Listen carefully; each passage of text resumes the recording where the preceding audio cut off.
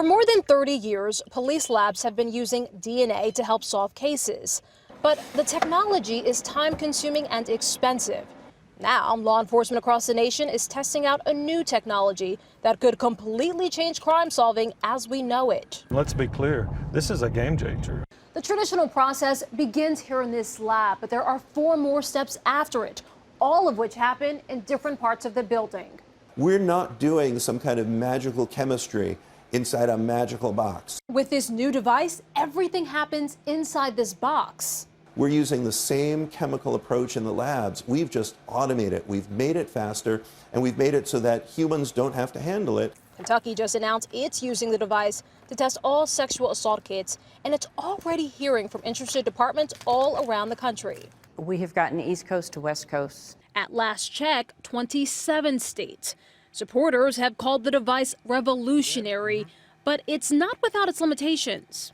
You have to have a very good sample in order to run it through the system and get a good profile. If it's just a trace amount of blood or semen, you're not going to get that. Critics question the collection, storage, and usage of the DNA. But Dr. Selden says it's essentially no different than a fingerprint. It says nothing about somebody's appearance, nothing about somebody's clinical status, nothing about somebody's behavioral status. It's about as impersonal as you can get. Kentucky's lab director says it costs about $2,100 per sexual assault case for the conventional testing. It costs about $2,450 for rapid DNA, although she expects that to come down over time to eventually be cheaper than the traditional method. To roll this out on a larger scale for all types of crimes in Kentucky would be expensive, up to $7 million a year.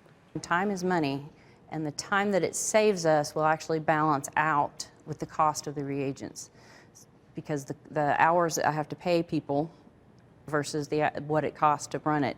Beyond the cost savings is the time savings.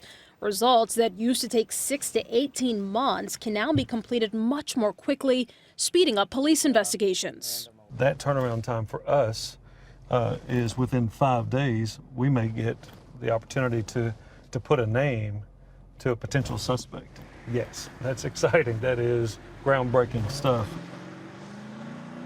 And like that trooper taking off there, Kentucky officials say there is no turning back with new DNA technology, but they are still verifying all rapid DNA cases with the existing traditional DNA testing.